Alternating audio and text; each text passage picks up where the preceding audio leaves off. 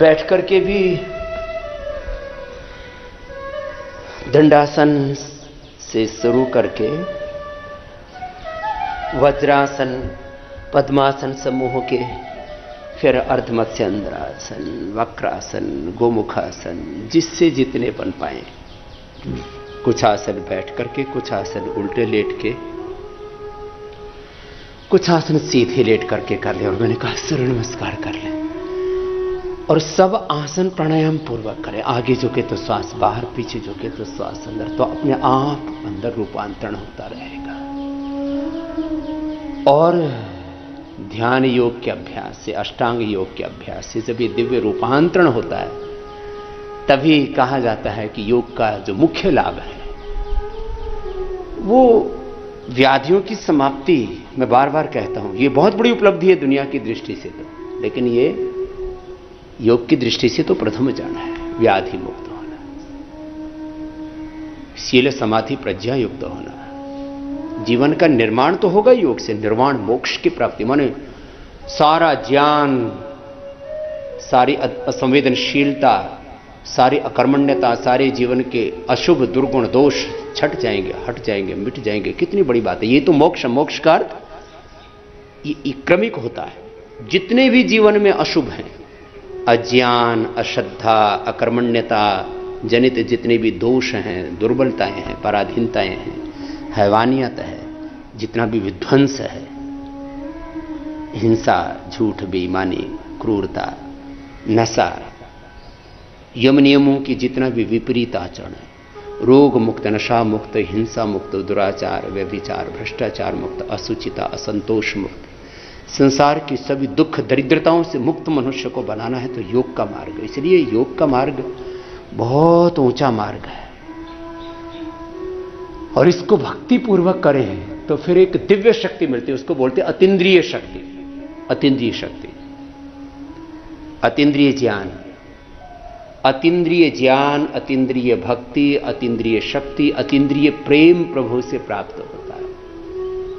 और अंततः जाकर के भाव में जीवन का मूल जो स्वभाव है उसमें जाकर के मनुष्य पूरा होता है। इसलिए भक्ति को सबसे बड़ा कहा है। अंगूठा अंदर अंगुलियों पर, दर्शन दो मेरे नाथ आज मेरी अखियां प्यासी रे, प्रभु मैं तेरे दर्शन की आसी। और योग के द्वारा आत्मदर्शन, प्रभु दर्शन, ये भी तो एक बड़ा सत्य है। जब हमारी दृष्टि के सारे दोष हट जाते, मिट जाते हैं, तो फिर पिंड में, ब्रह्मांड में सर्वत्र एक ही ब्रह्म की अनुभूति होने लगती है। तो ये योगासन तो करना ही प्रतिदिन, दिव्य भाव के साथ करना, भक्ति के साथ। भक्त्या तो नन्या शक्य अहम एवं विधो अर्जुन ज्ञातुम द्रष्टुम च तत्वेन प्रवेष्टुम च परंतप। ये भक्ति है। पिंड में, ब्रह्मांड में जो भी विभूति है सब भगवान की। यद यद विभूति मत सत्वम श्रीमदूर्जितमेव वा तत्तद एव अवगच्छत्वम मम तेजोंस संभवम। विश्व रूप में दर्शन करना, विश्व में विश्वातीत रूप में भगवान का दर्शन करना।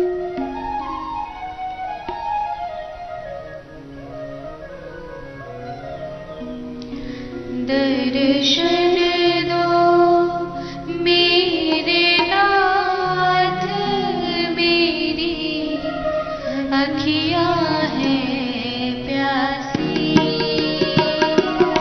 दर्शन दो मेरे नाथ, मेरी अखियां हैं प्यासी। दर्शन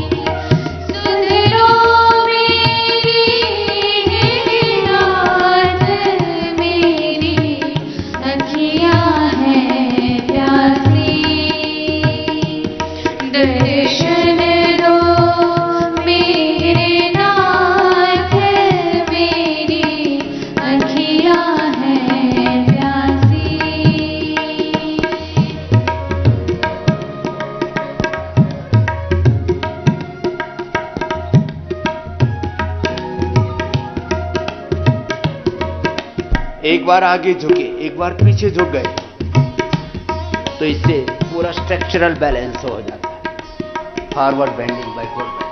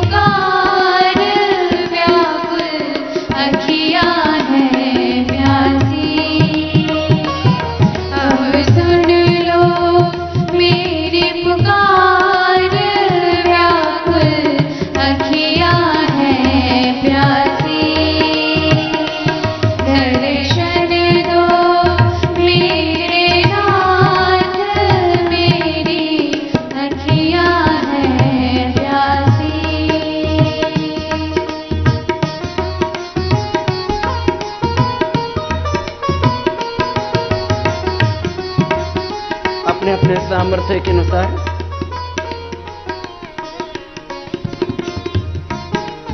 योग मुद्रासन, हाथ आगे रख के पीछे रख करके या हाथों से अंगूठे पकड़ करके फिर आगे।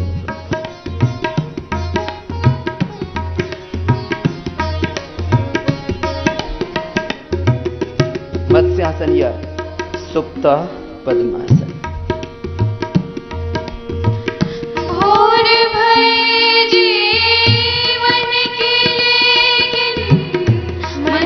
प्रकाशित कर ना सकी,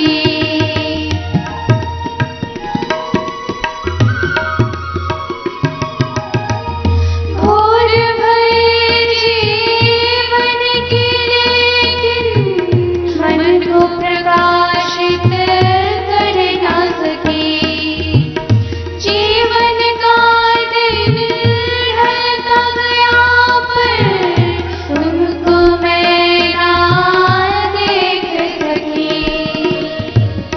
अब साँझ हुई है नाथ व्याकुल अखिया है प्यासी। अब साँझ हुई है नाथ व्याकुल अखिया है प्यासी। दर्शन दो मेरे नाथ, मेरी अखिया है प्यासी।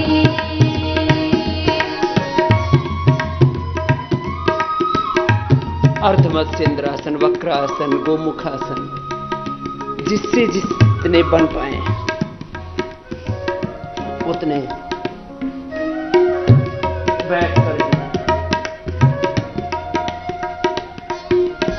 फिर उल्टे और सीधे लेट करके भी थोड़े थोड़े आसन रोगानुसार जिसके लिए जितने उपयुक्त हों कर लेना।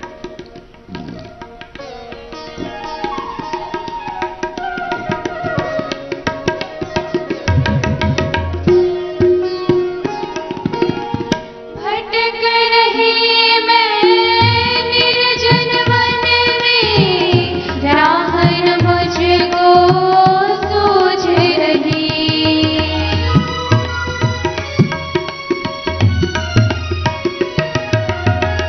भटक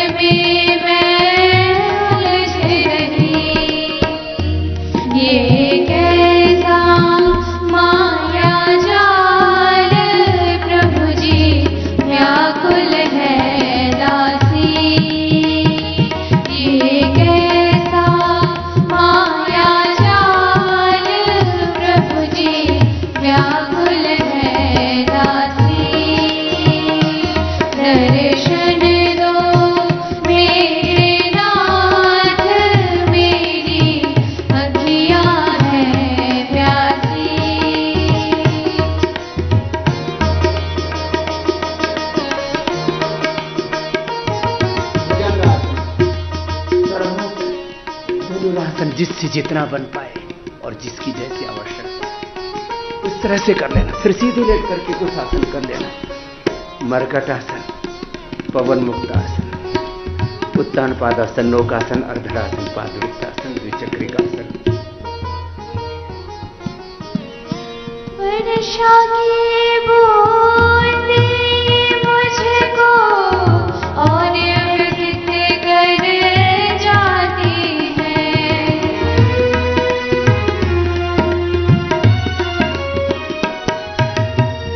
वर्षा की बूंदें मुझको और व्यथित कर जाती हैं। तुम बिन सुंदर था इस जग की, अब ना मुझको भाती है। अब मूक निहारो बाट, व्याकुल अखियाँ हैं प्यासी। अब मूक निहारो बाट, व्याकुल अखियाँ हैं प्यासी। दर्शन दो मेरे नाथ, मेरी अखियाँ हैं प्यासी। दर्शन दो मेरे नाथ, मेरी अखियाँ हैं प्यासी। सुध लो मेरी हे नाथ, मेरी अखियाँ हैं प्यासी। दर्शन दो मेरे नाथ, मेरी अखियाँ हैं प्यासी। मेरी अखियाँ हैं प्यासी। मेरी अखियाँ हैं प्यासी। इस प्रकार से जिसके लिए जो उपयुक्त है, जितना आवश्यक है, उतने अभ्यास करके अपने तन को संवारना, अपने मन को, अपने जीवन को संवारना, जीवन को उत्सव बनाना, देह को देवालय शिवालय बनाना, नर से नारायण, जीव से ब्रह्म, मानव से महामानव हो जाना, देवत्व, ऋषित्व, ब्रह्मत्व को पाना। ये योग की प्रक्रिया है, ये योग का गंतव्य है, अपनी आवश्यकता के अनुसार। मित्रों, आशा करता हूँ कि यह धार्मिक शिक्षाप्रद कथा आप लोगों को अवश्य पसंद आई होगी। अगर आप लोगों को यह कथा पसंद आई हो तो इस कथा को लाइक करें और अधिक से अधिक लोगों को शेयर भी करें, जिससे कि वे भी इस शिक्षाप्रद उत्तम कथा को सुनकर अपने जीवन को सुखी एवं सामर्थ्य बना सकें। मित्रों, अगर अभी तक आप लोगों ने हमारे चैनल को सब्सक्राइब नहीं किया है तो तुरंत सब्सक्राइब कर लें, जिससे कि नोटिफिकेशन के माध्यम से आप लोगों को हमारे नए नए वीडियोस, शिक्षाप्रद कथाएं तुरंत प्राप्त हो सके और आप उसको सुन करके अपने जीवन को सुखी बना सकें। तो कल फिर किसी नए धार्मिक कथा को लेकर के आप लोगों के समक्ष फिर से प्रस्तुत होंगे। तब तक के लिए राम राम।